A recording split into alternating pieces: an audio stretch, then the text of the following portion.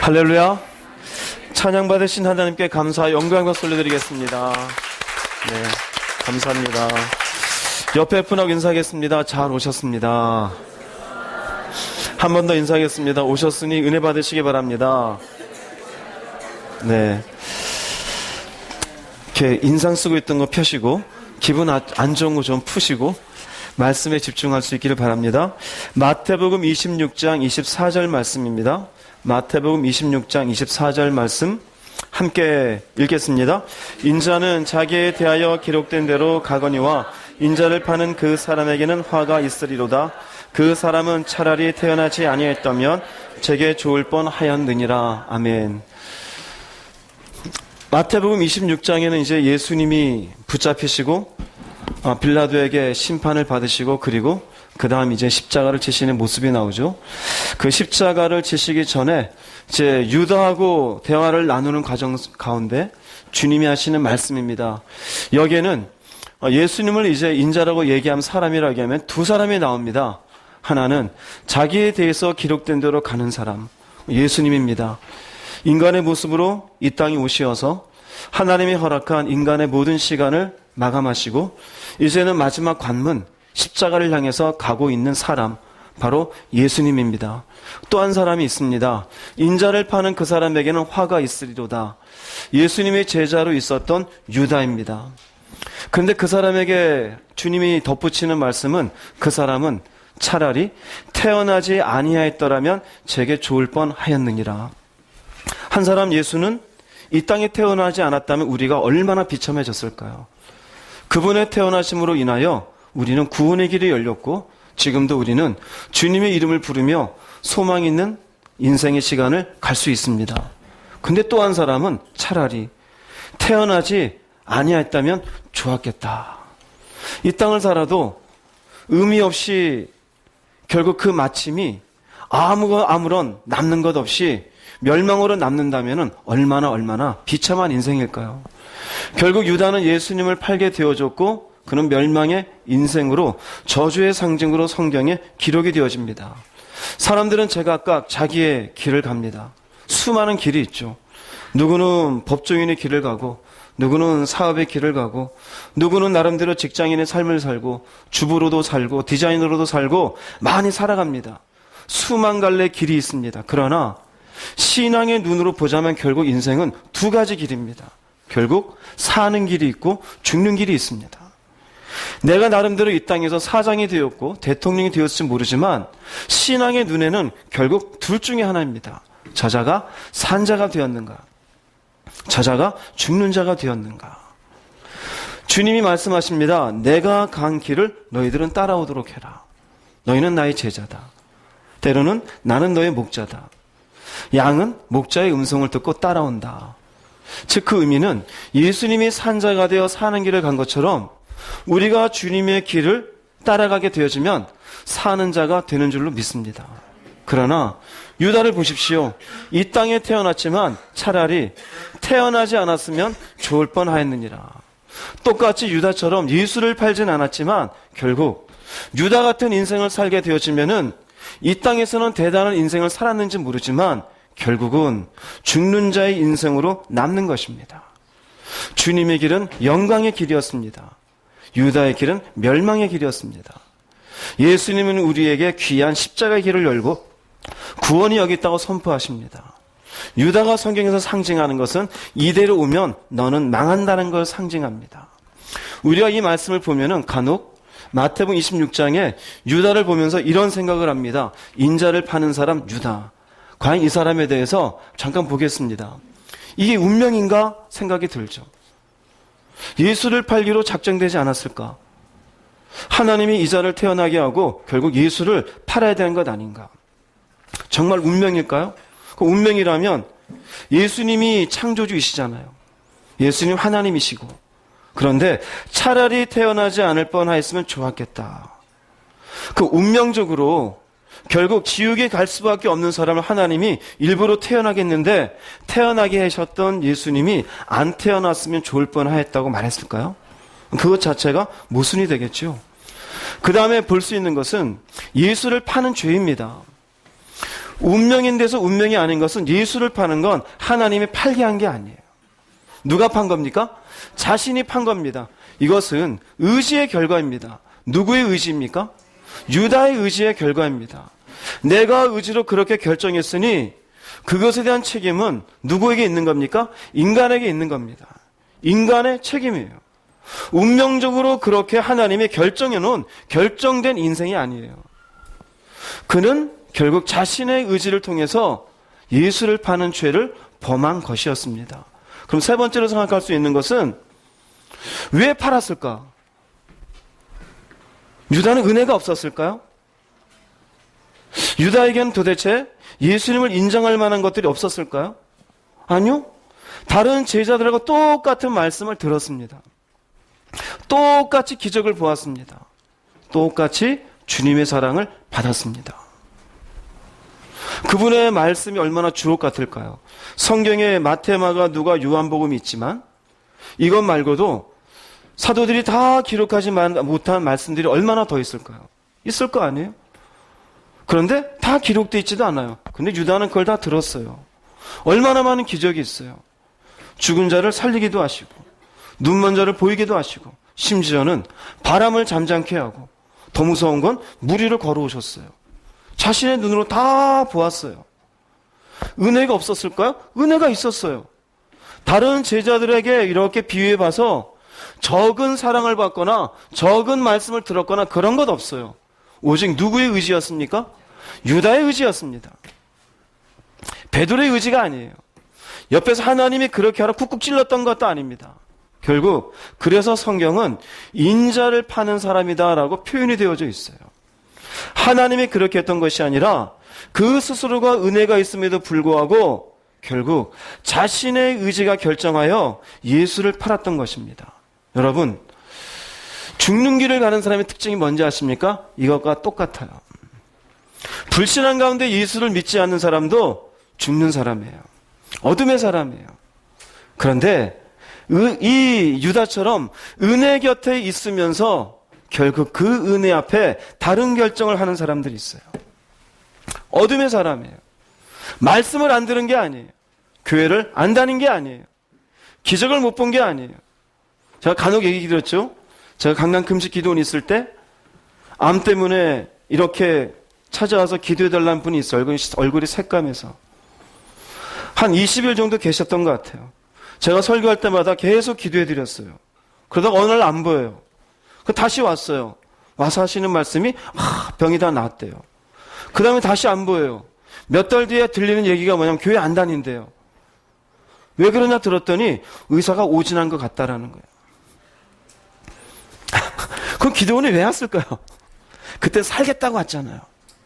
근데 고침받고 나갔더니 마음이 틀려져요. 그분에게는 은혜가 없었습니까? 하나님이 기적을 베풀지 않았을까요? 근데 어떤 사람은 감기가 나와도 하나님이 나았다 그래요. 어떤 사람은 암이 고쳐져도 의사가 오진했다 그래요. 그건 누구한테 달린 겁니까? 그냥 본인한테 달려있는 것이에요. 즉 빛의 사람과 어둠의 사람, 사는 길을 가는 사람, 죽는 길을 가는 사람, 은혜가 모자라서 그런 게 아니에요. 들은 게 모자라서 그런 게 아니에요. 지금 이 시대에 얼마나 말씀이 홍수입니까? 저 같은 사람은 말씀 잘하는 분들 축에도 못 끼어요. 얼마나 세련되고 얼마나 멋있고 얼마나 기가 막히게 설교 잘하는 분들 인터넷 찾아보세요. 너무너무 많아요. 기도원, 우리나라처럼 기도원 많은 나라 없습니다.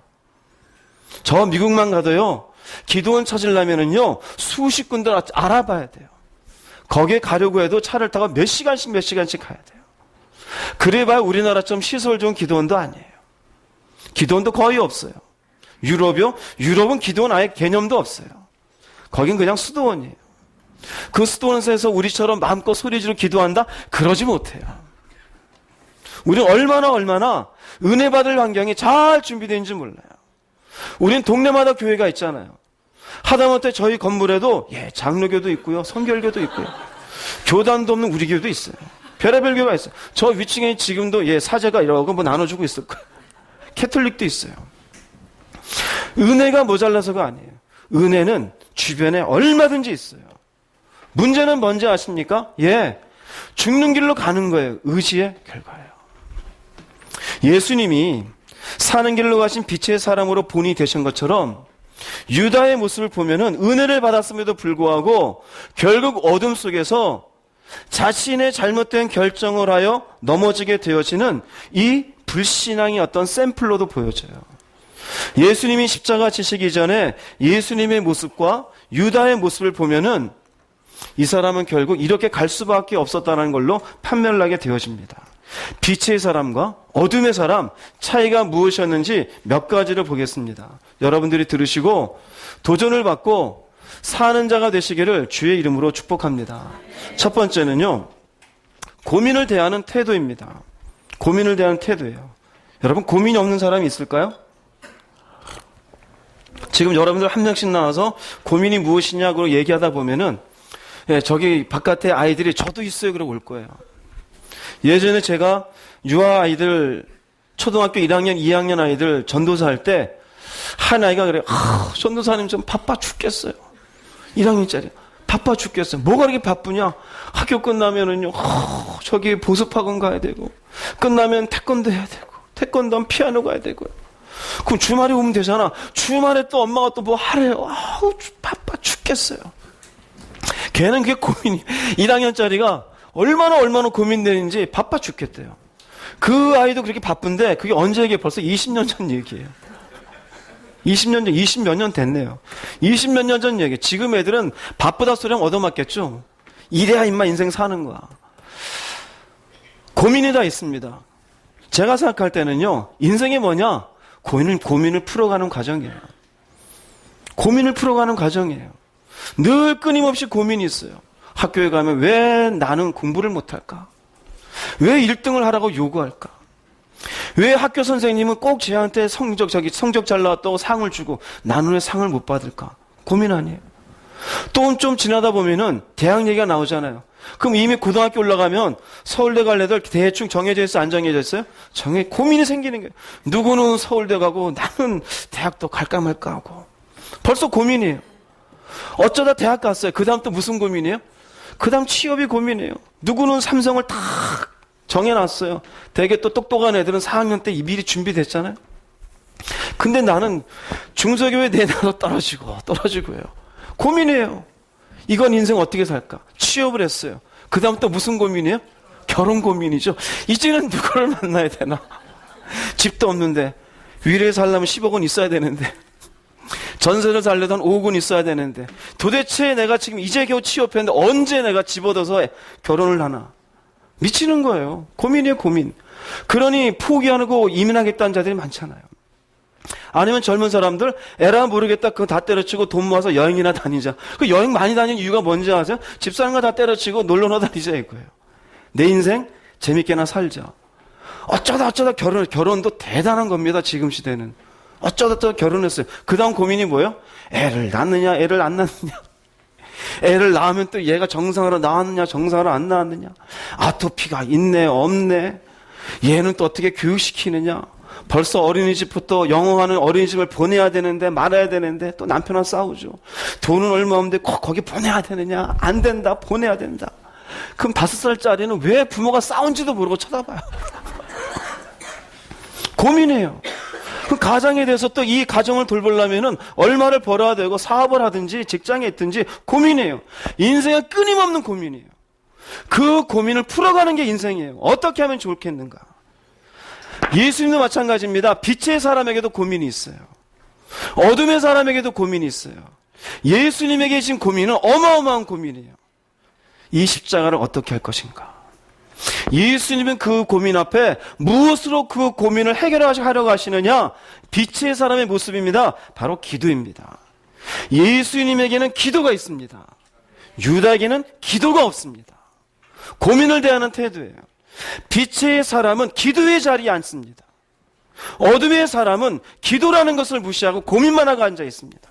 마태복음 26장 38, 39절 읽어보겠습니다. 이에 말씀하시되 내 마음이 매우 고민하여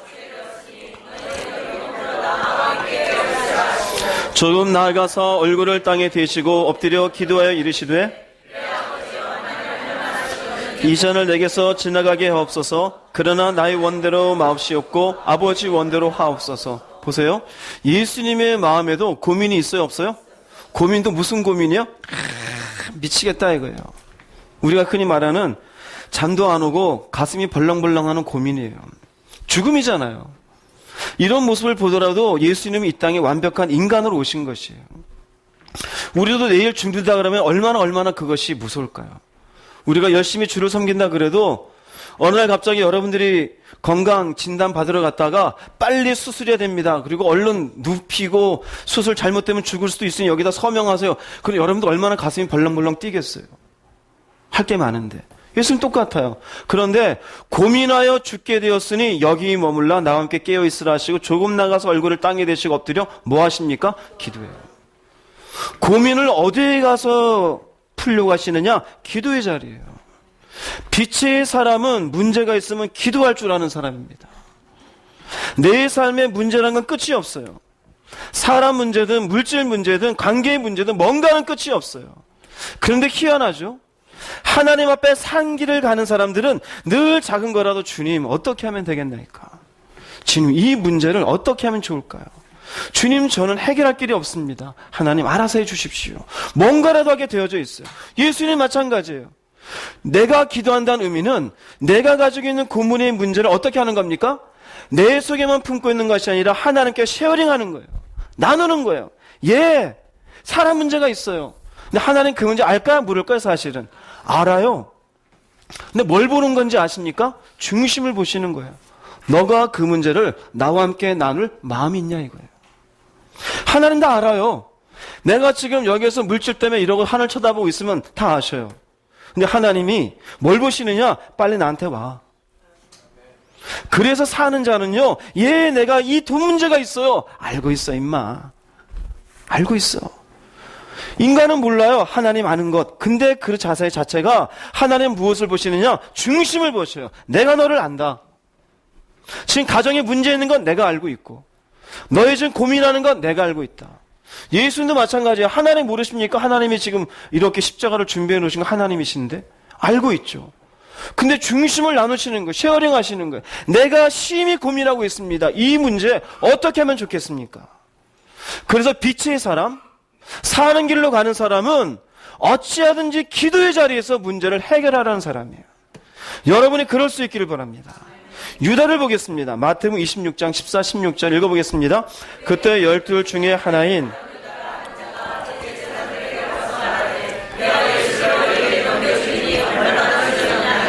그들이 은 30을 달아주거늘 그가 그때부터 예수를 넘겨줄 기회를 찾더라. 아멘.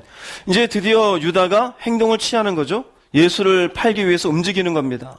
대제사장들에게 찾아가고 넘겨줄 테니 얼마를 주려느냐? 은 30을 주겠다. 그때부터 예수를 넘겨줄 기회를 찾아요. 이건 외적인 유다의 모습입니다. 외적인 유다의 모습 속에는 돈의 탐욕스러운 모습에 보입니다. 그러나 우리가 유다라는 내면적인 내 모습을 보자면 유다는 원래 돈에 미쳐있는 사람은 아니에요. 유다의 원래 출신은 열심당원입니다. 열심당원은 당시에 이스라엘이 주권을 빼앗긴 채 로마의 압제 가운데 있으니 여기에서 어떻게 하든지 독립해 보려고 애쓰는 사람들이에요. 우리식으로 표현하면은 마치 임시정부에서 열심히 활동하던 독립운동가하고 똑같아요. 예전에 독립운동하는 사람들이 내가 독립운동을 하고 큰 부자가 되어야지 이런 사람이 있을까요? 그렇게 드물잖아요. 물론 그런 사람이 있을 수도 있겠지만 유다도 이럴 수 있겠죠. 내가 예수 따라서 큰 부자 돼야지 이럴 수 있겠죠. 그러나 유다가 예수님 따라온 결정적인 계기는 바로 이 예수님을 이 민족의 지도자로 생각했습니다. 민족의 지도자로 생각했어요. 그래서 이 예수님이 우리의 지도자가 되면은 뭔가 봉기가 일어나게 되어지고 저 로마로부터 우리가 독립할 수 있을 것이다.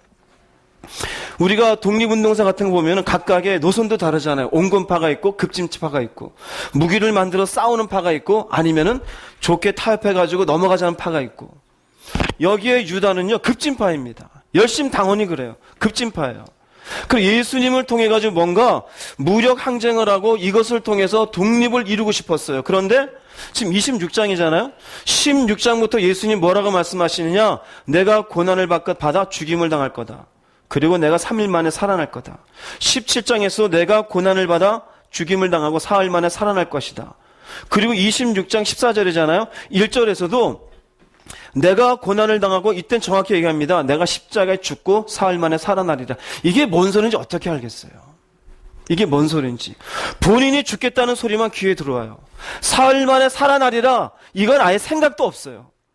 이 이야기를 몇 번 해주었어도 예수를 팔지 않았었던 다른 제자들도 예수님이 부활하시고 믿어야 안 믿어요? 믿지를 않아요. 그 말이 있었는지도 까먹어버려요. 하물며 유다일까 볼까요? 유다에게 들려진 박혀있는 소리는 뭐냐면요, 나는 죽을 거다요. 그런데 유다 입장에서는 죽으면 돼야 안 돼요? 죽으면 안 돼요. 이 사람이 지금 우리 민족을 위해서 지도자가 돼야 되는데, 이런 기적을 일으키고 이런 인격의 사람이라면 충분히 할 수 있는데 왜 죽겠다 그러지? 어떤 생각이 들었냐면요, 예수가 어떤 생각이 들었을까요? 예수가 누굴까요? 예수가 누굴까? 진짜 하나님의 아들인지, 진짜 우리가 섬길 만한, 우리가 받을 만한 지도자인지 알고 싶은 거예요. 그래서 이것을 계획을 하는 겁니다. 예수를 팔게 되어져서 저가 정말로 하나님이 보내신 하나님의 아들이라면 하나님이 죽게 내버려 두지 않겠지. 여기서 의미는 십자가의 죽음을 생각도 안 하는 거예요. 뭔가 하나님이 일을 일으키시고 지금 예수님이 일으켰던 기적들을 통해서 그 죽음을 벗어날 거라 생각하는 거예요. 그러나 저자가 입만 살아있었던 가짜라면은 그냥 죽겠지. 이해돼서 무슨 말인지? 즉, 지금 유다의 마음속에도 고민이 있어요, 없어요? 고민이 있어요. 이건 유다에게는 작은 문제가 아니에요. 자신의 인생을 걸고 살았던 거예요. 민족의 독립을 위해서. 뭔가 이 민족에 필요한 지도자를 자기는 찾았다 생각하고 모든 인생을 걸었어요. 그런데 죽겠대요. 그것에 대한 고민 때문에 지금 유다는 예수를 팔 기회를 찾고 있는 거예요. 자, 그러면 산자에 대해 조금 전에 말씀을 드릴 때는 산자는 고민이 있으면 무엇을 한다 그랬어요? 근데 유다는 보세요. 예수를 넘겨줄 기회를 찾지 이것에 대한 무엇이 없어요? 기도가 없어요. 어둠의 사람들이 그렇습니다. 고민은 있는데 어둠 속에서 진짜 고민만 해요. 그 고민 속에서 헤어나기를 못해요. 이건 어떻게 되고 저건 어떻게 되고, 내가 미친놈이고 내가 돈이 없고 내가 잘못했고, 아니면 또 저놈 때문에 그렇고 저 여자 때문에 그렇고 누구를 잘못 만나서 그렇고, 내 인생은 왜 이럴까, 전생에 죄를 졌나. 그게 전부 고민이에요. 근데 사실 고민이 답이 있어요, 없어요? 답이 있는 게 아니에요. 주님도 애당초 얘기했어요. 사람이 염려한다고 키를 한 자나 더 할 수 있어요, 없어요? 그럼 제가 고민을 많이 했죠. 제가 고민 많이 해서 80은 됐을 겁니다. 80은. 저도 고민 옛날에 해봤는데 안 커요. 그런다고 되는 게 없어요. 즉, 고민이 의미가 없다는 얘기예요. 그런데 고민을 해요. 뭐를 놓치고 있느냐? 어둠의 사람들은 기도를 놓칩니다. 뭐만 붙잡냐? 자기의 생각나는 대로, 자기의 감정이 올라오는 대로, 그 고민 속에 결국 떠오른 대로 자기 마음대로 움직여요. 이 사람은 빛의 사람이 아니에요. 이 사람은 어둠의 사람이에요. 결국 사는 자가 되지 못하고 죽는 자가 됨을 깨달으시기 바랍니다. 두 번째 볼 수 있는 것은요, 이 고민 앞에 예수님은 함께하는 사람들을 대동합니다. 유다는 나홀로입니다. 마태복음 26장 38절 40절 읽어보겠습니다. 이에 말씀하시되 내 마음이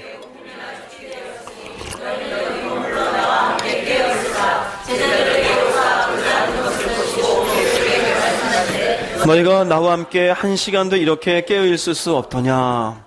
예수님 고민해서 기도하러 가셔요. 그런데 이 기도하는 자리에 베드로, 야고보, 요한을 데려가요. 왜 데려갈까요? 왜 데려갈까요? 필요하다 이거예요. 필요 없어서 데려가는 게 아니에요. 자, 생각해봐요. 지금 여기에 십자가 지시는 분 예수님이잖아요. 예수님은 하늘에서 이 땅에 오신, 눈으로는 인간이지만 하나님이잖아요. 그까지 고민은 고민도 아니고 혼자 해결할 것 같지 않아요. 그런데 어떻게 하냐? 여기 머물러 나와 함께 어떻게 해라? 깨어있으라. 너희가 나와 함께 한 시간도 이렇게 깨어있을 수 없더냐. 예수님이 고민하고 있으며 이 고민의 자리에 함께 기도하고 함께 깨어있기를 요청해요. 비록 이 땅에 오신 예수님이시고 모든 만물이 그분이 아니고는 지어진 것이 하나도 없는 완벽하신 죄가 없으신 주님이심에도 불구하고 주님은 혼자가 아니에요. 옆에 같이 삶의 고민을 나누고 같이 말씀을 나누고 내가 이러이러한 삶에 문제가 있을 때 그 문제를 놓고 같이 기도할 사람들과 함께 있는 것을 보게 되어집니다. 누가 빛의 사람이고 누가 사는 자가 되는지 아세요? 나 홀로 똑똑한 신앙인이 아니에요. 나와 함께 기도를 나누는 사람, 나와 함께 은혜를 나누는 사람, 나와 함께 삶의 고민을 나누어 하나님 앞에 무엇이 옳은지에 같이 마음을 합칠 신앙의 동역자가 있는 사람, 이 사람이 빛의 길을 가는 사람임을 깨달으시길 바랍니다. 그런데 유다는 보십시오. 유다는 나홀로입니다. 요한복음 13장 2절 말씀 읽어보겠습니다. 마귀가 벌써, 사실은 마귀가 예수 팔려는 생각을 넣었어요. 여러분, 이것을 이상하게 생각하지 마세요. 누구든지 우리의 마음에도 죄 지을 생각이 떠오르는 그 순간은 사단이 우리 마음에 죄 지을 충동을 하는 거예요. 화를 내고 싶은 마음이 들 때 그 마음이 드는 것, 내가 뭔가 거짓말할 마음들이 생각나고 그 거짓말할 내용들을 꾸미게 되어지는 것, 이것도 사단이 우리에게 생각을 넣어주는 것이에요. 자, 생각 넣어준 것은 그럴 수 있다가 제가 말씀드리는 거예요. 그런데 21절 22절 한번 읽어보겠습니다. 심령이 괴로워 증언하여 이르시되 내가 진실로 진실로 너희에게 이르노니 제자들이 서로 보며, 예수님이 심령이 괴로워요. 여기 심령이 괴로워는 유다가 자신을 팔 것에 대해서 마음이 아프신 것이에요. 즉 처음에 말씀드린 것처럼 원래 운명되어진 게 아니에요. 이 순간에도 예수님은 마음이 아프셔요. 그런데 여기에 제자들이 묻습니다. 누가 예수를 팔 겁니까? 누구에 대해 말씀하신지 의심하더라 서로 보며 서로 얘기를 나누고 있죠. 그런데 여기에 유다가 입을 이게 열어요, 안 열어요? 입을 열지를 않아요. 이미 13장 2절에 의하면은 예수를 팔려는 생각을 넣어서 유다의 마음속에 이렇게 계획이 짜여져 있어요. 대제사장 찾아가야지. 가서 예수를 팔아야지. 근데 예수님이 이렇게 얘기하셔요. 마음이 괴로워서. 제자들이 서로 얘기해요. 너가 팔라 그랬어? 야고보 너야? 바돌로메 너야? 유다한테는 안 그랬을까? 유다는 혹시 그런 생각했어? 유다가 뭐라 그랬을까요? 아니. 만약에 이 순간에 유다가 실은 접니다. 아니면 베드로에게 내가 그랬어. 그럼 어떻게 될까요? 순간 베드로가 다혈질이잖아. 이 새끼가 네가 어떻게 그럴 수 있어? 뺨을 한 대 맞았을지 모르지만 그러나 죽는 자는 되지 않았을 거예요. 이해되세요? 무슨 말인지. 그런데 여기서 혼자 있어요. 가만히. 여러분, 우리 신앙 가운데 보면은 나홀로 신앙인이 있어요. 여러분, 모세를 보면은 모세의 옆에 하나님이 아론을 세워줘요. 그렇죠? 나중에 이제 보면 또 여호수아가 옆에 있어요. 혼자가 아니에요. 예수님 홀로 얼마든지 사역하실 수 있어요. 그런데 사도 12명을 데리고 다니셔요. 우리가 뒤에 보면은 베드로는 항상 야고보와 같이 다녀요. 바울도 보면 혼자 다닙니까? 혼자가 아니에요. 바울 옆에 여러 다른 많은 사도들이 있어요. 디모데도 있고요. 우리가 일일이 열거할 수 없는 수많은 사람들이 있어요. 그 사람들이 왜 필요했을까요? 나홀로 신앙인은 위험해요. 신앙은 개인적입니다. 그러나 신앙 생활은 함께할 것을 성경은 말씀하고 있어요. 교회를 왜 세워놨을까요? 교회라는 것을. 교회라는 곳에서 너 혼자 예수 믿고 너 혼자 세상 나가면은 언제든지 너가 바뀌어질 수 있으니 이 교회 안에서 하나님을 섬기는 사람들과 함께 있어라. 그래서 교회란 에클레시아 이름은 하나님의 사람들의 모임이에요.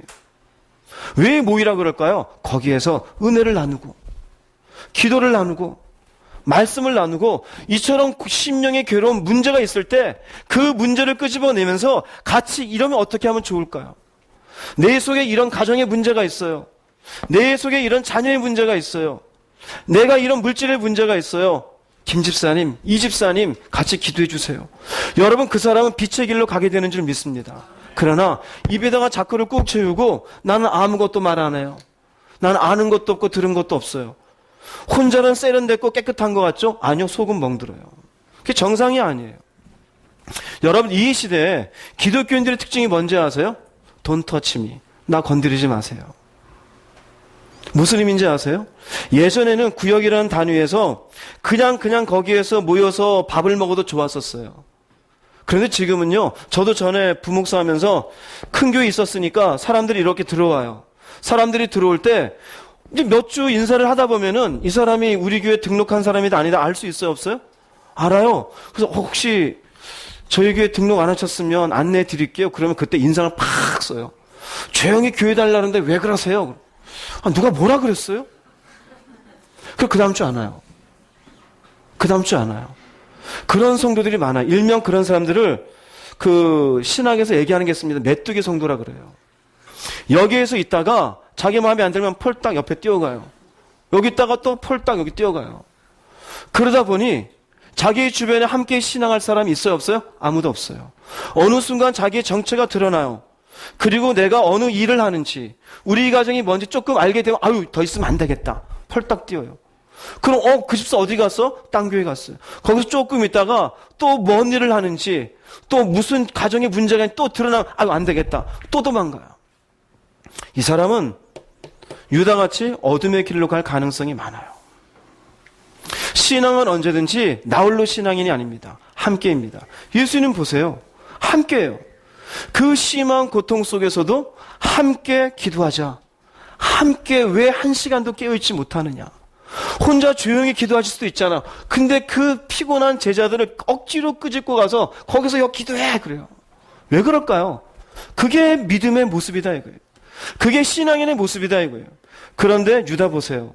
자신 속에 뭐가 있는지 한마디도 얘기하지 않아요. 그리고는 조용히 나가서 대제사장들에게 적당히 거래를 하고 예수를 팔 기회를 탁 찾아요. 여러분도 그렇게 될 가능성이 있어요. 사단이 넣어준 악한 생각들 속에 스스로가 빠져서 그것이 옳고 그른지는 따져보지도 아니하고 그래 이렇게 살아야지 그러곤 가요. 결국 그 길이 여러분을 무너지게 할 수 있음을 깨달으시기 바랍니다. 함께하지 않을 때 비로소 문제가 시작이 되어져요. 이 시대의 사람들 보면은요, 점점 독단적이에요. 독립적이에요. 나에 대해서 알리기를 꺼리고 나에 대해서 사람들이 가까이 오는 것도 싫어해요. 그러니 보세요. 지금 이 시대의 기독교인들이 더 많이 이전보다 10년 전보다 5년 전보다 30년 전보다 더 많이 변질되어 있어요. 이기적이에요. 독립적인 건 좋은데 하나님 앞에 독립적이에요. 자기중심적이에요. 그 누구한테도 자신의 아픔, 자신의 문제 조금도 드러내지 않으려고 그래요. 그러나 예수님 보세요. 하나님의 아들인데도 자신이 매우 심히 고민하여 죽게 되었다는 내용을 함께 나누어요. 성경은 그것을 우리에게 얘기해 주어요. 그런데 이 시대는 좋은 것만 포장해요. 저는 SNS 안 해요. 카톡도 안 하고 트위터도 안 해요. 왜냐? 거기에 포장되는 게 제 스스로가 싫어요. 그 속에 있는 거 페이스북이나 이런 거 보면은요, 자기의 좋은 것만 있어요. 카톡도 좋은 사진만 있어요. 좋은 내용만 올려요. 그 사람은 고민이 없는 사람입니까? 아픔이 없는 사람입니까? 근데 없어요. 그런 것들이 습관화되면 남이 내 아픔을 아는 것에 대해서 저절로 거부감이 들어요. 그 사람 병 들어가는 사람입니다. 어떻게 보면 진중해 보이죠? 아니요. 진중은 엿장수한테 드리세요. 하나님 앞에 여러분의 마음을 온전히 드리고 그리고 나와 함께 이 마음을 나눌 동역자를 만나시기를 주의 이름으로 축복합니다. 나와 함께 기도할 사람이 있는 게 복이 있는 사람이에요. 내가 삶에 문제가 있을 때 그 문제를 주님 안에서 같이 이야기 나눌 수 있는 사람이 있는 사람 복이 있는 줄 믿습니다. 근데 교회 나와도 말할 사람이 없다? 아니 내가 말하지 않고 있다? 여러분은 유다의 뒤를 따르는 사람일 수도 있습니다. 잘 돌이켜보시고 생각할 수 있길 바랍니다. 세 번째로 유다와 예수님 사이에 빛의 사람과 어둠의 사람의 차이가 뭐냐면요, 하나님의 뜻과 자신의 뜻이에요. 마태복음 26장 39절 말씀 읽어보겠습니다. 조금 나아가서 얼굴을 땅에 대시고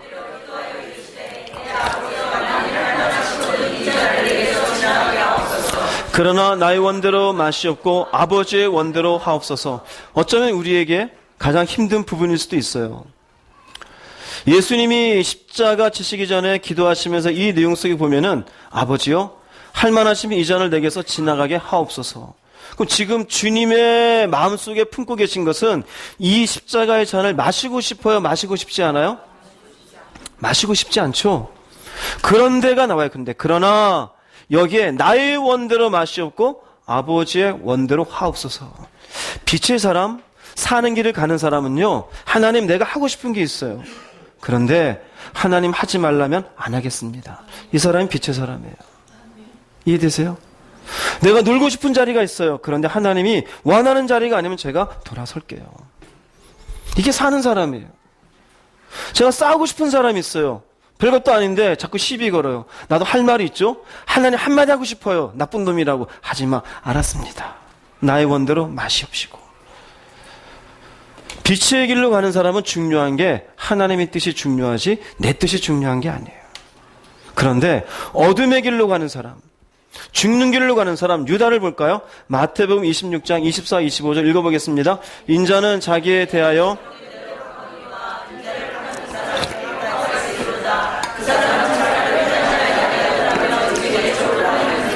예수를 파는 유다가 대답하여 이르되 랍비여 나는 아니시요 대답하시되 네가 말하였도다 하시니라.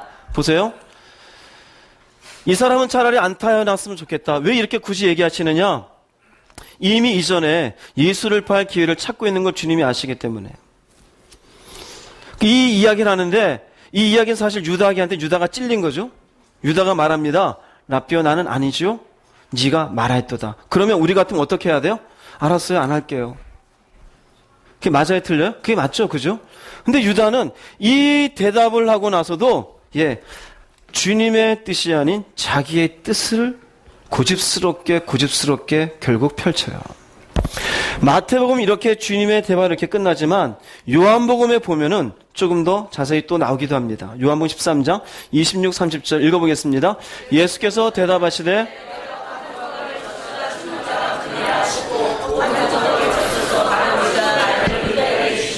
유다가 그 조각을 받고 곧 나가니 밤이러라. 주님이 여기는 한 조각을 주었어요.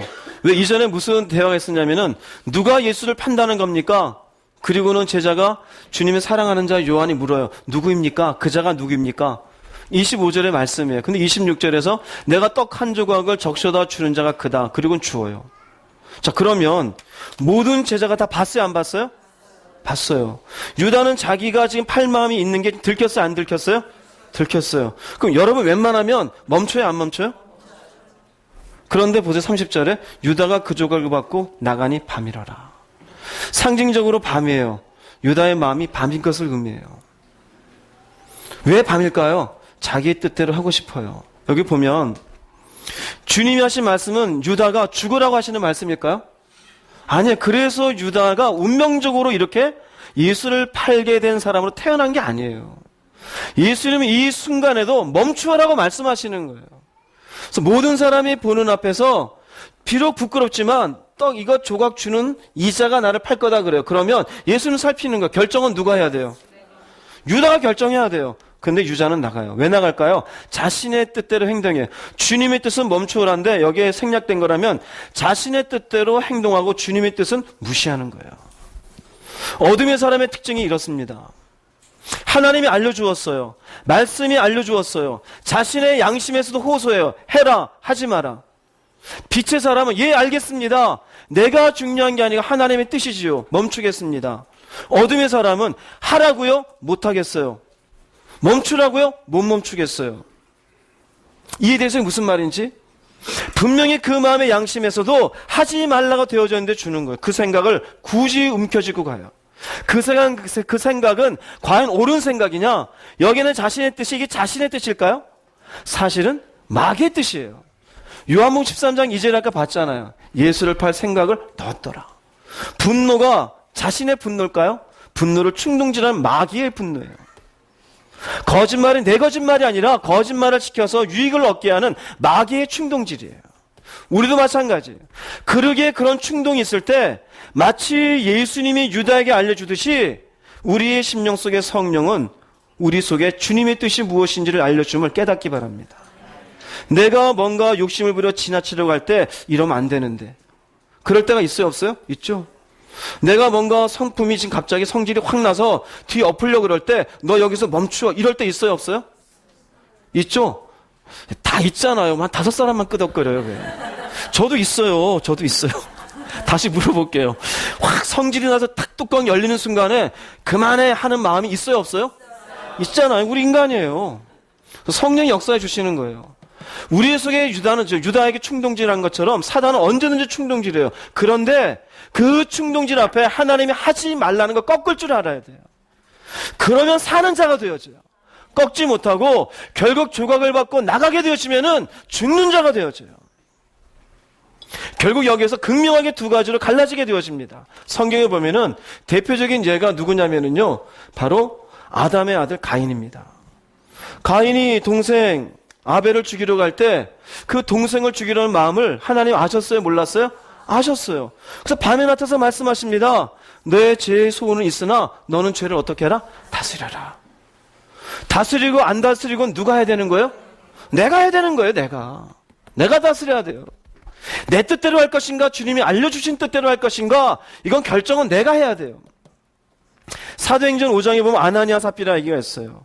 아나니아와 삽비라가 재산을 팔아가지고 그 재산의 일부를 가지고 왔는데 딱 알아요. 그때 베드로가 하는 말이 네가 성령을 속이고 그래요. 그 말의 의미는 성령이 아나니아와 삽비라 마음속에 그러면 안 된다를 알려주셨어요? 안 알려주셨어요? 알려주셨어요. 즉 하나님의 뜻은 그러면 안 된다예요. 자신의 뜻은 재산의 일부를 감추자예요. 빛의 사람은 내가 모든 걸 팔아서 하나님이 원하시는 것이라면 예 알겠습니다. 당신의 뜻이라면. 어둠의 사람은 여기에 자기 계산이 들어가요. 아니 이러면 어떻게 살아요? 아니 내 뜻에는 내 생각에는 결국 그렇게 되어지면 결국 자기는 영적으로 유다를 닮은 사람이 되어지고 맙니다. 내 뜻이 아닌 하나님의 뜻을 소중히 여기는 여러분들 될 수 있기를 바랍니다. 언제든지 하나님은 깨닫지 못하는 자에게 양심을 통해서 하다못해 상황을 통해서라도 알려주어요. 주변 사람의 소리를 통해서 아니면 문제가 일어나는 일들을 통해서 하나님이 알려주어요. 제발 좀 이렇게 해라. 제발 좀 멈추어라. 뭐라고 말씀하셔요. 그것이 하나님의 뜻이 여러분들에게 알려주시는 것이 마음에 자꾸 와닿는 것이 있으면 지금이라도 멈추면 사는 줄로 믿습니다. 그런데 멈추지 않고 내가 하고 싶은 대로 할래요. 그 사람은 유다의 길을 따라가는 사람이에요. 세 번째 모습이에요. 네 번째 모습은요, 마음의 차이에 있어요. 어떤 마음이냐면요, 사랑하는 마음이 주님에겐 있습니다. 유다의 마음에는 사랑하는 마음이 없습니다. 마태복음 26장 48절 50절 읽어보겠습니다. 예수를 파는 자가 그들에게 군우를 짜 이르되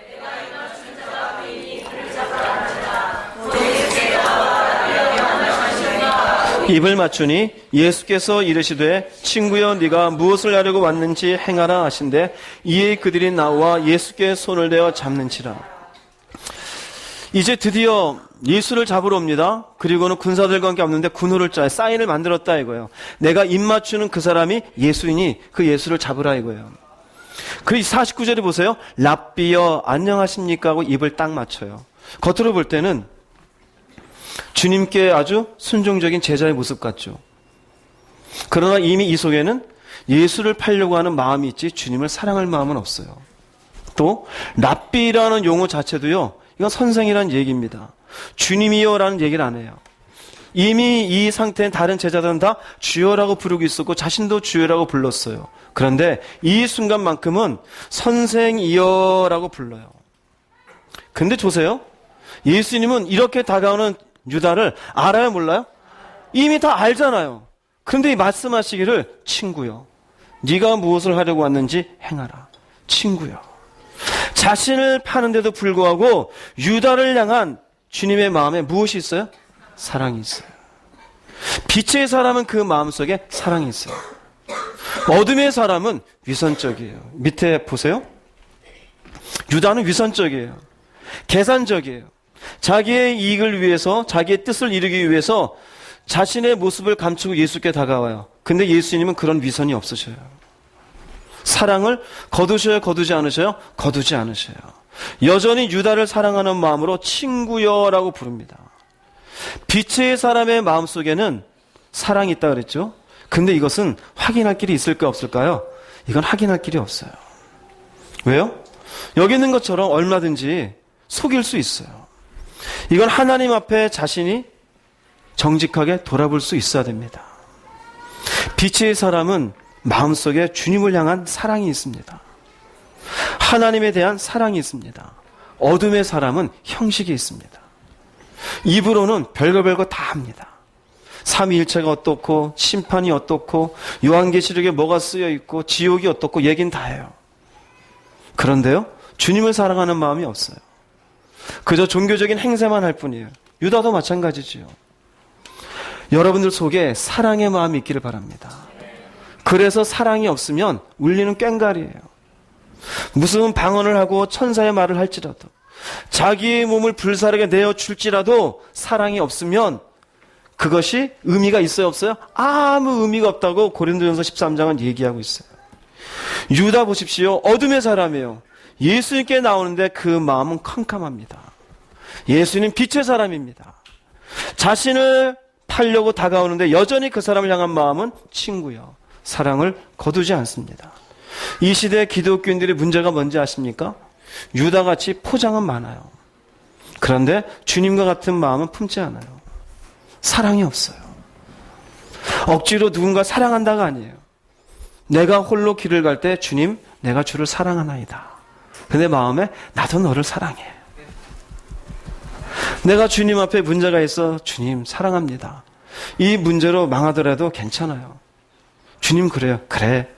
내가 이 문제 함께 해줄 거야. 왜? 내가 널 사랑하니까. 여러분, 그것이 사는 자의 길이에요. 근데 어두움의 길을 가는 사람은 자기 속에 열망만 가득해요. 인간적인 욕망만 가득해요. 계산만 가득해요. 사랑은 없어요. 육체의 정욕, 안목의 정욕, 이생의 자랑거리들. 주님을 향한 마음, 천국을 향한 마음, 나를 위해 죽으신 그분의 십자가에 대한 감사, 이건 없어요. 포장만 있어요. 그것이 이 땅에 지금 기독교의 가장 고질적인 문제요, 가장 큰 문제라고 봐요. 사랑이 없는 시대, 결국 껍데기뿐인 기독교입니다. 수많은 사람이 예수 하지만 결국 그 예수의 용어는 랍비어라고 하는 유다의 고백과 별 차이가 없어요. 정말 그 마음속에 어떤 마음으로 여러분들이 살아가는지를 살펴볼 수 있기를 바랍니다. 네 번째 모습이에요. 그래서 빛의 사람답게 사랑이 있기를 주의 이름으로 축복합니다. 그 다음 보기를 원하는 것은 예수님이 십자가 지시기 전에 이와 같이 빛의 사람으로 우리에게 좋은 모습을 보여주는데, 이것의 가장 핵심적인 내용이 되는 것은 바로 주님의 기도입니다. 주님의 기도예요. 겟세마네에서의 주님의 기도예요. 고민거리를 가지고 기도의 자리에 나아갔고, 기도의 자리에 제자들을 데리고 나갔고, 기도의 자리에서 하나님의 뜻을 물었고, 기도의 자리에서 마침내 십자가 질 마음을 가져요.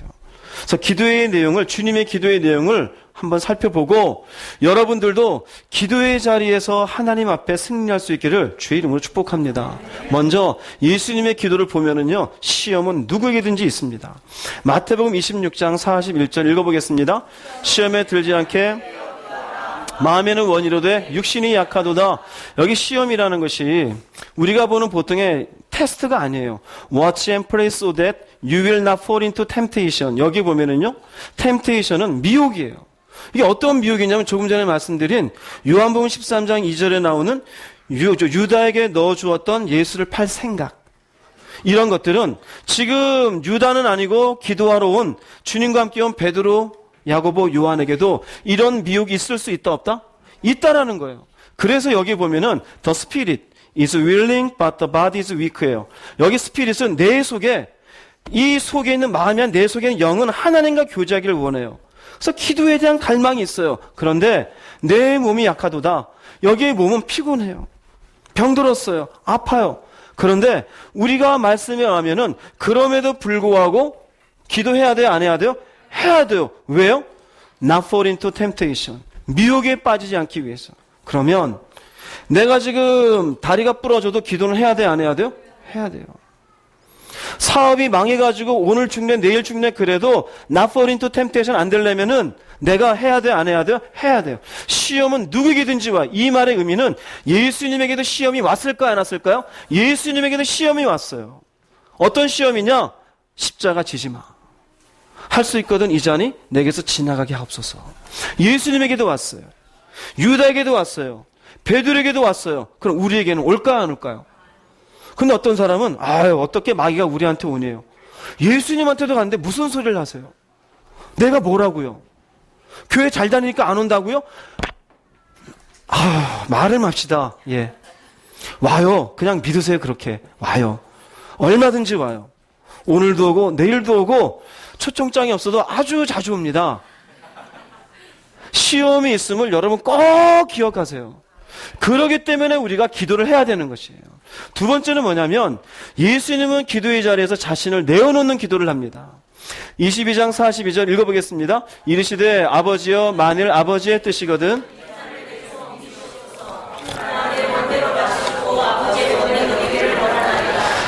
우리가 조금 전에 보았던 것처럼 빛의 길로 가는 사람은 하나님의 뜻이 중요하지 자기의 뜻이 중요한 게 아니었어요. 이걸 어디에서 내비치느냐? 바로 기도의 자리에서요. 기도는 결국 나를 죽이는 자리입니다. 우리의 열망을, 우리의 욕망을, 우리의 뜨거움을 내려놓고 하나님의 원하심을, 하나님이 바라시는 것을, 하나님의 뜻을 내 마음속에 담아내는 자리가 바로 기도의 자리임을 깨달으시기 바랍니다. 예수님도 자신의 원은 있지만 내 원이 아니라 아버지의 원이에요. 어떤 사람 고집불통이에요. 그냥 천상천하 유아독존인 사람이 있어요. 그냥 내가 하는 말이 다 법이야. 예전에 어르신들 그런 분 많잖아요. 내가 말하는데 네가 토달아. 토를 못 달잖아요. 예전에 할아버지를 한마디 하는데 밑에 손자가 근데 할아버지 그러면 아버지가 뒤에 나가서 자식이 어디서 건방지게 할아버지 얘기하시는데 그렇게 얘기하죠. 그럼 법이에요. 그게. 그냥 잘못된 거예요. 내 뜻이 중요한 게 아니라 아버지의 뜻이 중요해요. 할아버지가 얘기해도 그게 하나님께 맞는지 얘야 일로 와봐라. 말씀에 하나님 말씀하신 이렇게 하래. 그러니 너는 그거 하지 마. 그렇게 얘기해주면 예 아버지의 뜻에 순종하겠습니다. 하나님 뜻에 순종하겠습니다. 그게 되겠죠. 우리는 근데 반대가 돼 있잖아요. 왜 하나님 하지 말라고 그래. 교회 나가면 귀찮은 게 많아. 이것저것 간섭하고 이것도 하지 말라 저것도 하지 말라. 괜히 교회 간 것 같아. 그 사람 그냥 어둠의 길로 가는 거예요. 예수님의 기도를 보면은요 자신을 내려놓는 자리예요. 우리는 기도도 한다면서 어떤 사람은 그 기도 자리에서 이 땅에서의 필요한 것만 다 나열해요. 이번에 돈이 얼마가 필요하고요. 이번에 임신했는데 아이가 어떻게 돼야 되고요. 이번에 뭐가 있는데 그 집이 돼야 되고요. 이번에 이 문제 풀려야 되고요. 그리고 또 있어요. 시집간 딸이 있는데 또 있어요. 그리고 다 끝났대요. 그건 자기가 원하는 것만 다 읊어댄 거지 하나님이 말씀하신 건 없어요. 그렇죠? 그런 각각의 부분에 하나님의 원하심이 무엇인지는 들을 시간도 없어요. 나와서 뭐라 그랬느냐? 1시간 기도했대요. 1시간 뭘 했느냐? 내가 원하는 것만 읊어댄 거예요. 그런데 주님은 자신을 내려놓는 기도를 해요. 내가 원하는 대로가 아니라 아버지의 원대로 되기를 원합니다. 우리도 마찬가지예요. 내가 원하는 바 인생이 아니라 아버지의 원하는 바 인생을 드려드기를 원합니다. 그 기도가 있기를 바랍니다. 그럼 이것이 쉽지 않잖아요. 나를 내려놓는 것이. 더구나 예수님 십자가가 죽음이잖아요. 십자가도 얼마나 비참합니까? 그야말로 모든 인간이 느낄 수 있는 고통은 다 경험하고 마침내 피를 다 쏟아내야 죽음이 오는 거잖아요. 그것을 이미 알고 있는 주님이 그것을 받아들이는 게 얼마나 쉽지 않을까요? 어렵죠. 그래서 기도하는 가운데 무슨 일이 있냐면요. 기도는 힘을 얻습니다. 누가복음 22장 43절 읽겠습니다. 천사가 하늘로부터 네, 보세요. 예수님도 그럼 뭔가 자신의 뜻을 내려놓고 하나님의 뜻을 받아들여야 할 때는 힘이 필요하다, 필요하지 않다? 필요해요.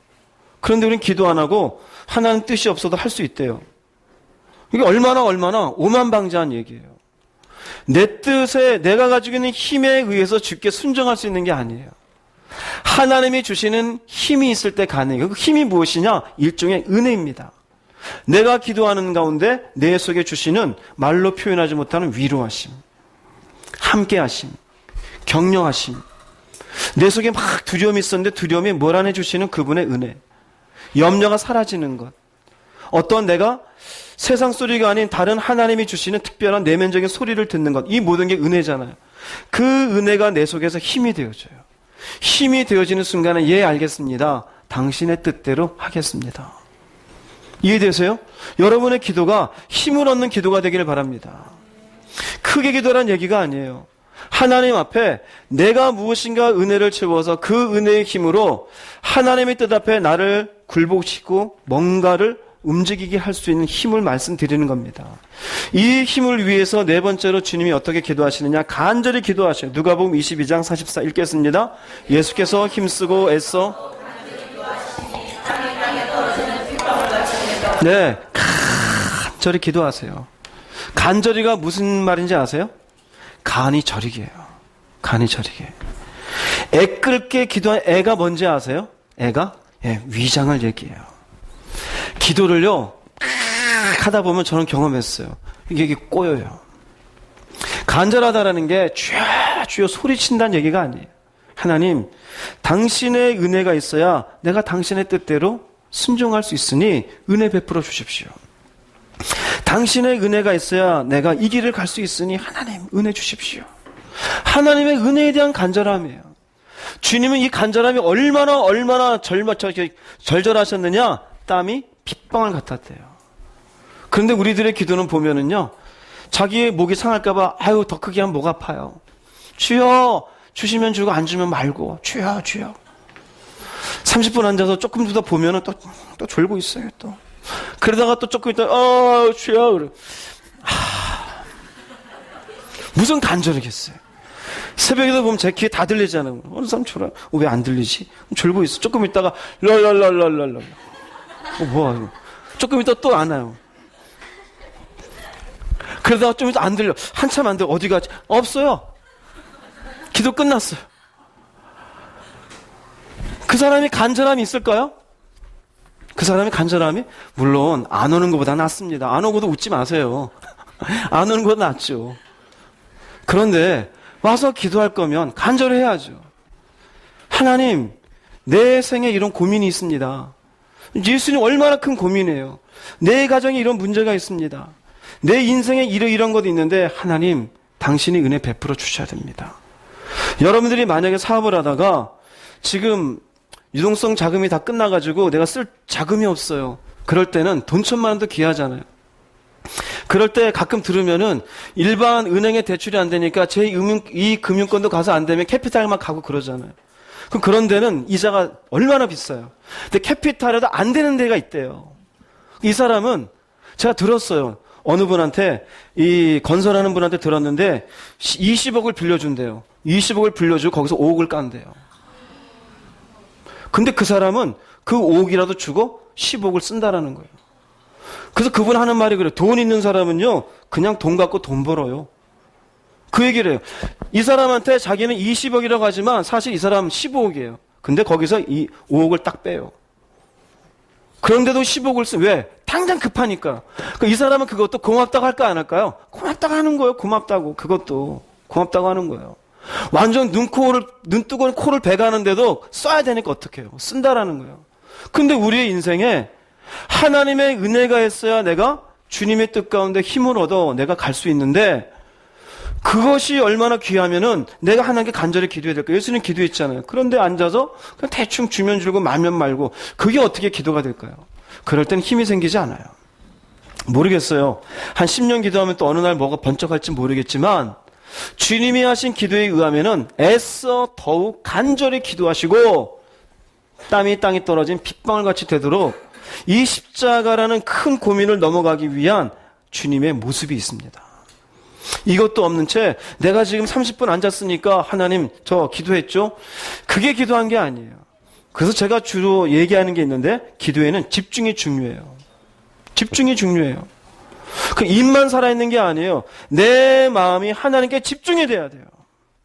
그 집중된 마음 가운데 하나님께 내 속에 있는 필요한 부분, 은혜에 대한 사모함을 내가 마음 다해서 기도하게 될 때 소리가 크든 작든 관계없어요. 그게 간절함이에요. 여러분 속에 그런 간절함이 기도 가운데 있기를 바랍니다. 마침내 5번째로는요. 믿음의 결단을 하게 되어집니다. 마태복음 26장 44, 45절 읽어보겠습니다. 또 그들을 두시고 나아가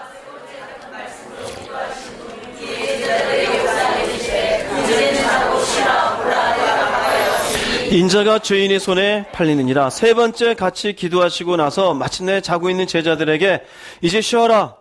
이제 가자. 인자가 죄인의 손에 팔리느니라. 결정은 누가 한 거예요? 본인이 하시는 거예요.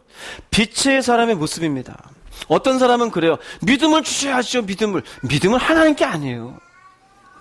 믿음은 내가 믿음으로 주님이 베풀어 주신 은혜에 내가 믿음으로 결정을 하는 거예요. 할렐루야. 믿음으로 결정하는 거예요. 내가 믿음이 작아서요. 이 사람 하나님에 대한 신뢰가 작은 거예요. 신뢰가 작은 거예요. 유다를 보세요. 하나님이 이 사람에게 베푼 은혜가 적습니까? 많아요. 근데 믿음으로 예수님이 하나님의 아들인 사실을 믿어요, 안 믿어요? 안 믿어요. 하나님의 탓입니까? 본인 탓입니까? 이게 본인 탓이에요. 예수님도 보세요. 내가 하나님의 원하신 바를 위해서 주님도 기도하는데 그걸 하기 위해서 힘을 필요로 하잖아요. 그래서 충분히 은혜가 채워졌을 때 결정은 누가 하십니까? 예수님이 결정하시는 거예요. 때가 가까웠다. 가자 이거예요. 그럼 하나님이 예수님에게 믿음을 주신 겁니까? 아니에요. 믿음을 주신 게 아닙니다. 할렐루야. 깨달으시기 바랍니다. 믿음을 준 게 아니에요. 천사가 와서 힘을 주었던 거예요. 은혜를 베풀어 준 거예요. 우리에도 마찬가지예요. 은혜를 베풀어 준 거예요. 말씀으로 깨닫게 해주신 은혜를 베푸시고, 내 삶의 문제들을 해결해 주신 은혜를 베푸시고, 때로는 꿈을 통해서 은혜를 베풀어 주시고, 그런 은혜를 통해 나는 하나님을 향한 신뢰로 그분의 뜻에 맞는 무엇을 하는 거예요? 결정을 하는, 이 결정이 믿음이에요. 할렐루야. 예수님 그래요. 그래서 기도의 끝에는 결단이 있어요. 기도의 끝에 어떠한 결단이든 있어요. 예, 주님을 사랑합니다. 예, 주님 함께 하셔서 감사합니다. 예, 이렇게 하겠습니다. 예, 주께 영광을 돌리겠습니다. 마침내 이 결단이 있고 나서 예수님은 십자가의 길을 갈 수가 있었습니다. 여러분들을 볼 수 있기를 바랍니다. 우리 신앙이 얼마나 허투루고 빈약한지를 살펴보세요. 적당히 교회에 나오고 적당히 예수 위해서 하면 다 됩니까? 그렇지가 않아요. 누구는 사는 길로 갑니다. 누구는 죽는 길로 가요. 근데 죽는 자가 죽는 길인지 모르고 가요. 오늘 예수님의 모습을 보십시오. 예수님은 성경에 기록되어져 있는 대로 자신의 길을 갑니다. 유다를 보십시오. 유다는 은혜를 많이 받았음에도 불구하고 결국 죽는 길로 가게 되어져요. 다시 한번 마태복음 26장 24절 읽어보겠습니다.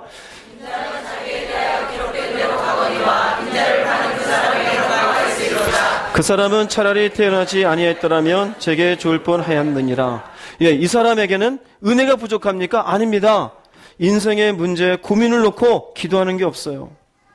자신의 뜻을 하나님의 뜻보다 앞세워요. 그 마음의 주를 사랑하는 마음이 없어요. 이런 고민을 함께 나눌 사람이 없어요. 결국 교회는 다니고 나름대로 교회에서 쿵짝쿵짝 뭔가 있는지 모르지만 결과적으로 차라리 태어나지 않았더라면 제게 좋을 뻔하였느니라. 이 말씀에 해당되는 사람이 될 수 있습니다. 교회에 나왔다고 유다는 나랑 관계없다고 생각하지 마십시오. 교회에 나오고 은혜를 받았어도 누구든지 유다의 길을 따라가는 인생이 될 수 있음을 깨달으시기 바랍니다. 적당히 입술만 살아있는 것이 그 사람이 참된 믿음의 길을 가느냐? 결코 그렇지 않아요. 교리만 외우고 있는 사람이 그러면 참된 빛의 사람이냐? 결코 그렇지 않아요. 오늘 예수님이 십자가 지시기 전에 빛의 사람이 무엇인지 보여준 귀한 샘플의 모습을 여러분 잘 기억할 수 있길 바랍니다. 주님 말씀하잖아요. 이와 같이 오라고. 근데 우리가 뭐라고? 그거 힘들어서 안 가요. 왜 안 갈라 그래요? 살려면 가십시오. 그렇게 가세요. 인생의 고민을 놓고 기도의 자리에서 싸우세요. 기도의 자리에서 나를 좀 꺾으세요. 기도의 자리에서 힘을 좀 얻으십시오. 그리고 기도가 끝났을 때 하나님께 할렐루야 영광을 돌릴 수 있기를 바랍니다. 그렇게 되어지면 빛의 사람으로 얼마든지 가게 되어집니다. 한 사람도 낙오가 되지 않기를 바랍니다. 결론을 내리겠습니다. 빛의 사람으로 사셨던 예수님, 마침내 이렇게 기도하고 십자가를 지셨던 예수님의 결과를 보겠습니다. 5절 읽어보겠습니다. 천사가 여자들에게 말하여 이르되